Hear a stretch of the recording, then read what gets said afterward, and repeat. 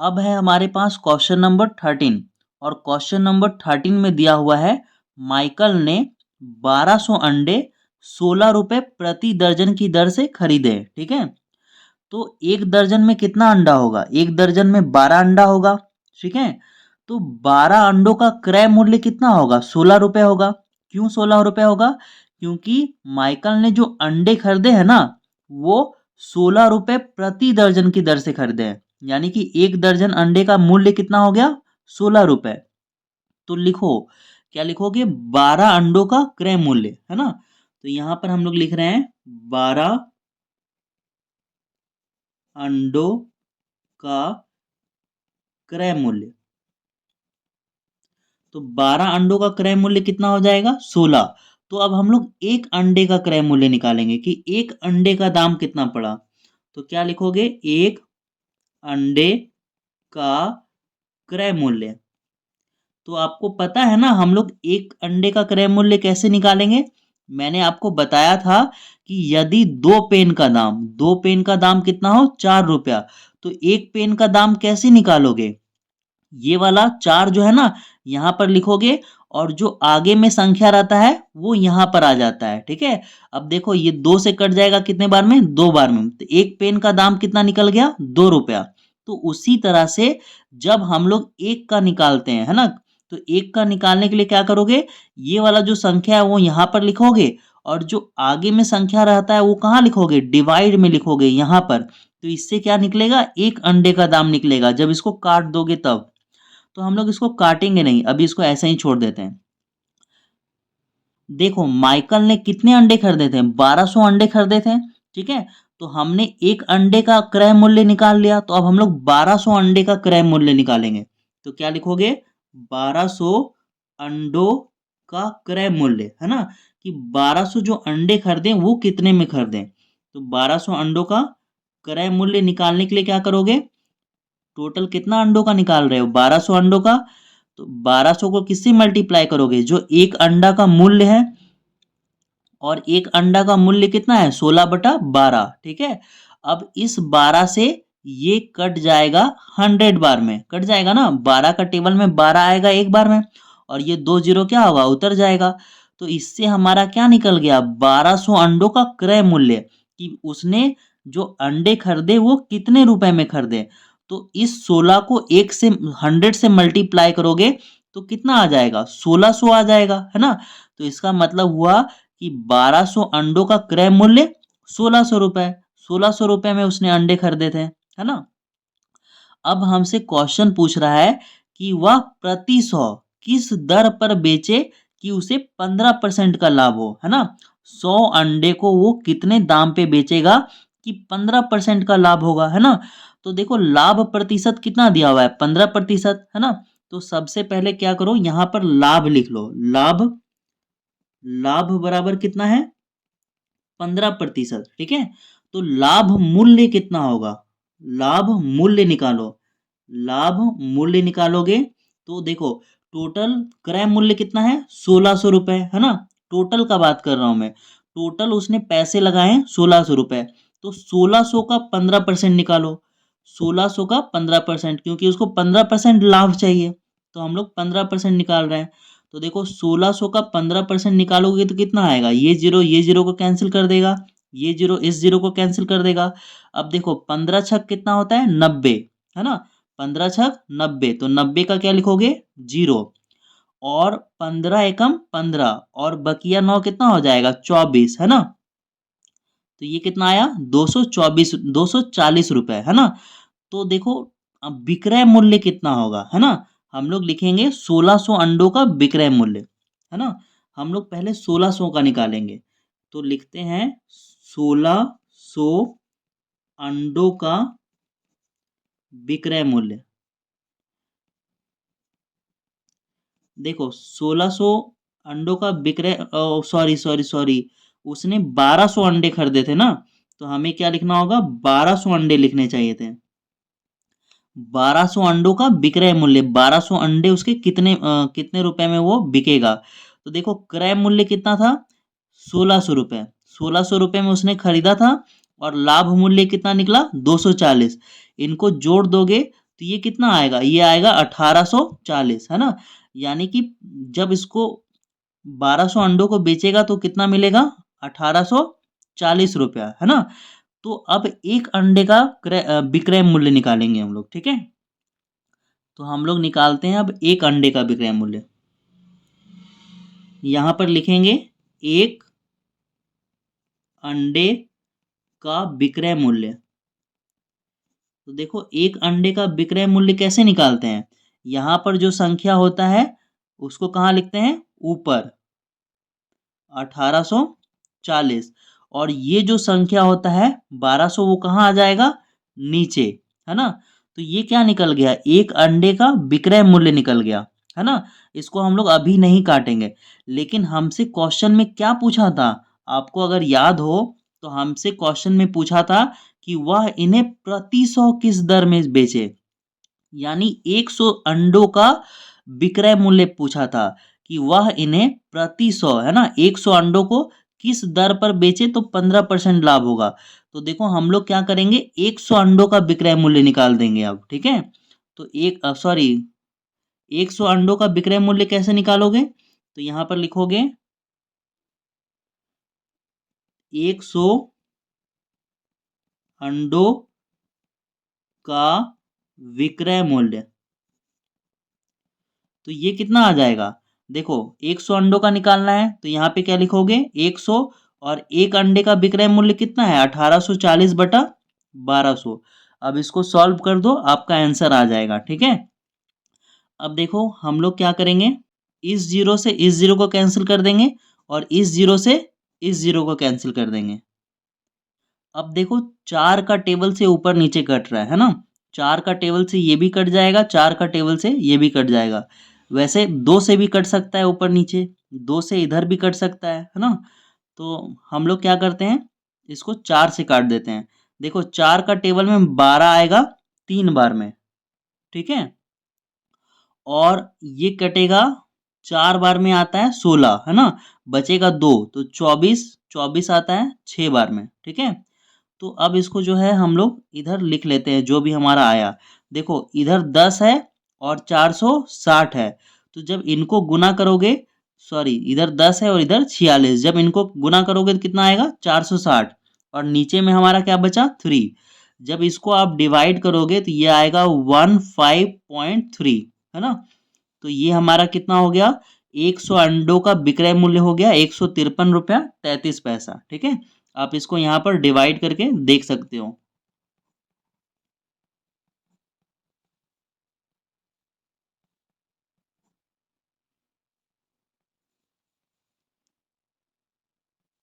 ठीक है, तो इस तरह से हमारा और भी आगे बढ़ेगा। तो इसको हमने क्या ले लिया, 153 रुपया 33 पैसा। तो अब हम लोग चलते हैं क्वेश्चन नंबर 14 में।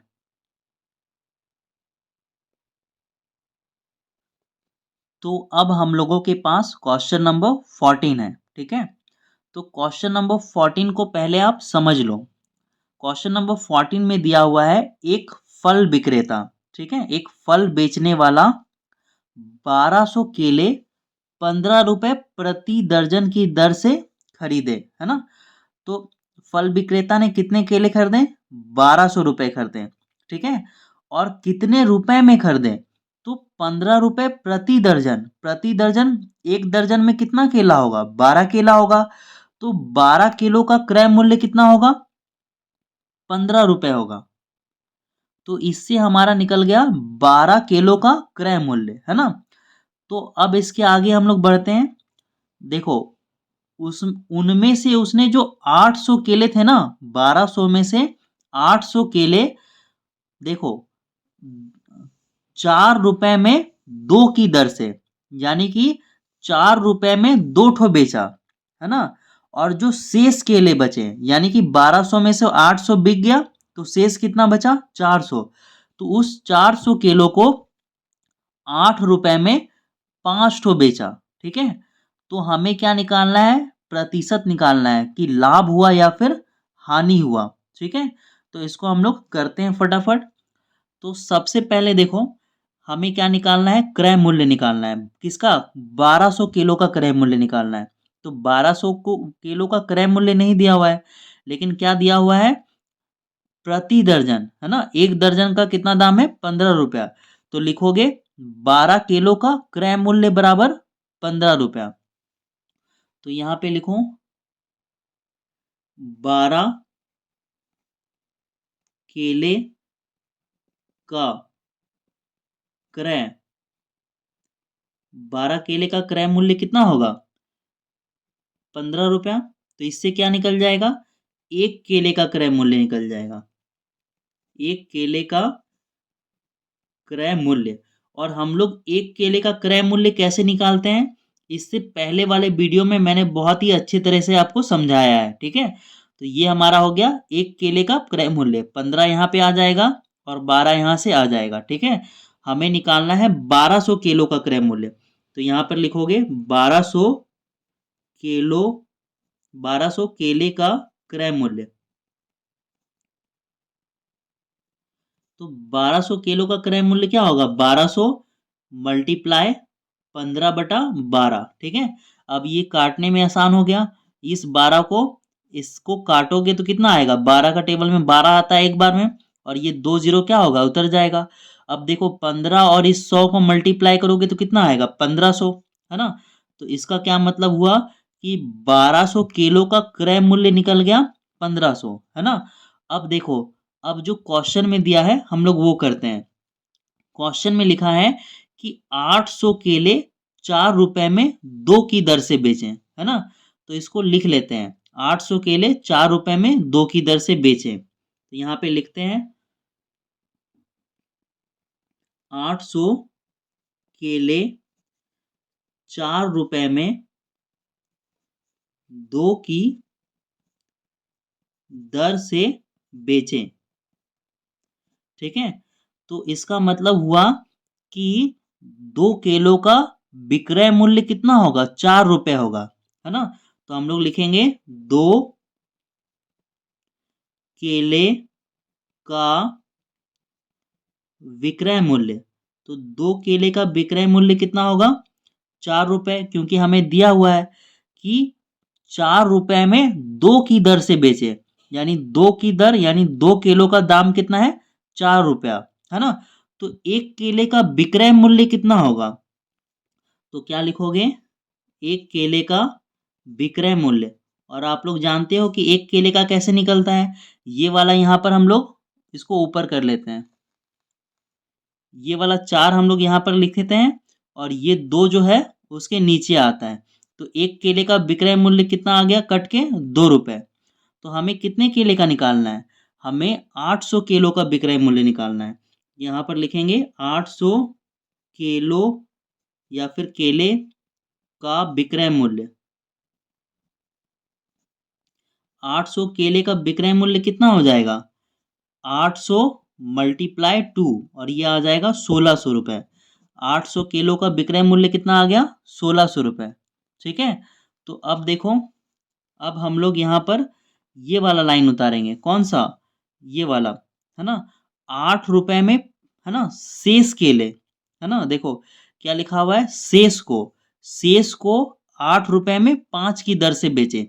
तो शेष केले कितने होंगे, पहले वो लिख लेते हैं, शेष केले।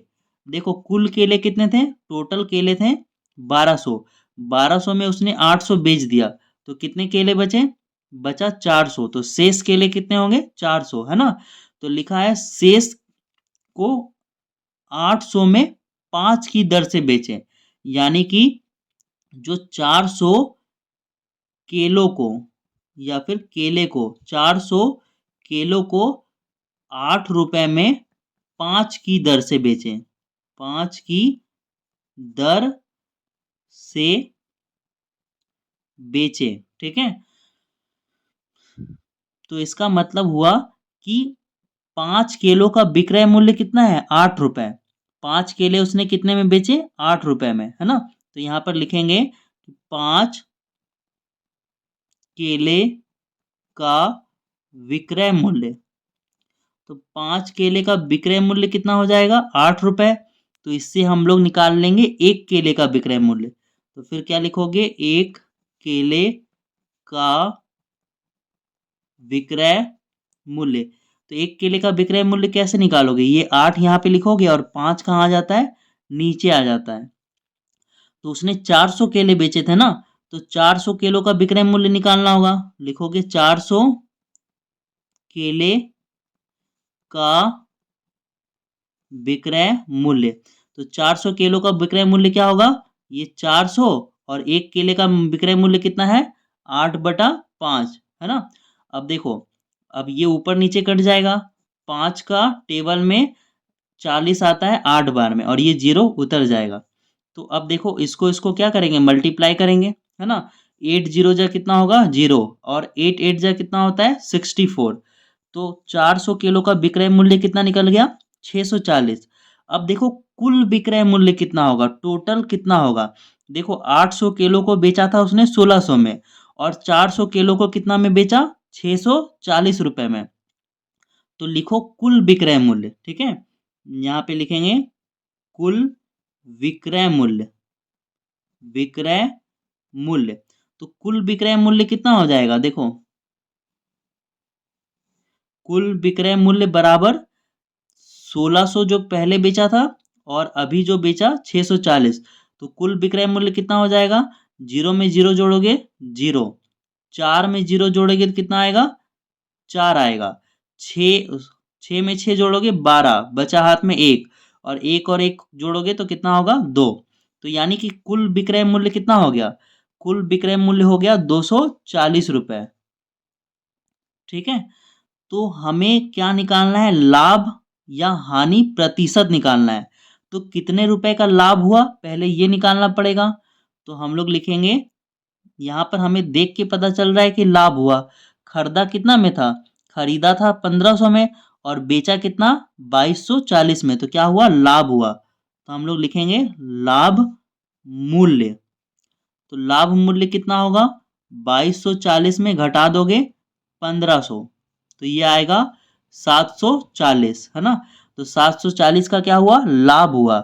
तो हमें लाभ जो है ना, प्रतिशत में ज्ञात करने बोल रहा है। लाभ या हानि जो भी हुआ, उसको प्रतिशत में निकालिए। तो लिखोगे लाभ प्रतिशत, लाभ, और ये लिखोगे प्रतिशत। तो जो भी हम लोग प्रतिशत कैसे निकालते हैं? नीचे में क्या लिखते हैं? टोटल, जो कुल होता है। तो टोटल कितने में खरीदा था? टोटल खरीदा था उसने 1500 रुपए में, और लाभ कितना हुआ? 740। तो ऊपर लिखोगे 740। और प्रतिशत निकालने के लिए क्या करते हैं? 100 से मल्टीप्लाई करते हैं। अब देखो क्या होगा, ये जीरो कट जाएगा, ये जीरो कट जाएगा, ठीक है।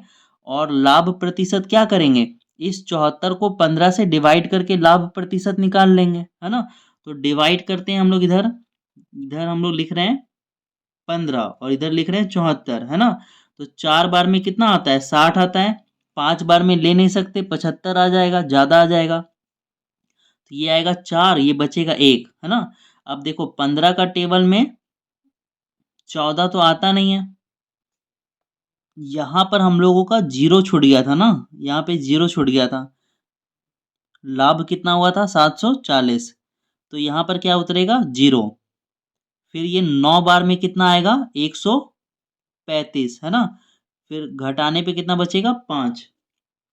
देखो, इससे हमारा आंसर कितना आ रहा है? इससे हमारा आंसर आएगा, ये जो नीचे वाला है ना, कहाँ चल जाएगा? ऊपर चल जाएगा। और ये 49 कहाँ जाएगा? साइड में। और ये 15 कहाँ आ जाएगा? नीचे आ जाएगा। ये आंसर आ रहा है, ठीक है। 49 5/15।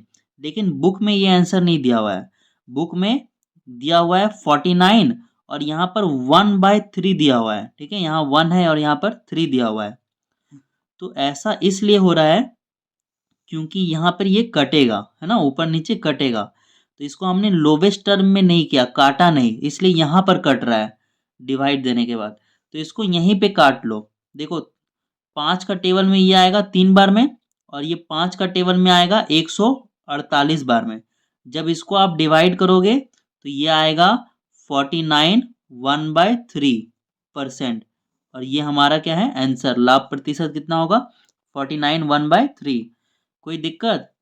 यहाँ पर मैंने 5 का टेबल से काटा है 15 को 3 बार में, और 5 का टेबल से मैंने इसको काटा है 148 बार में,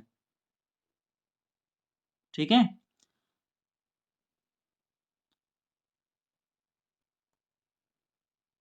तो हम लोग मिलते हैं अब क्वेश्चन नंबर 15 में।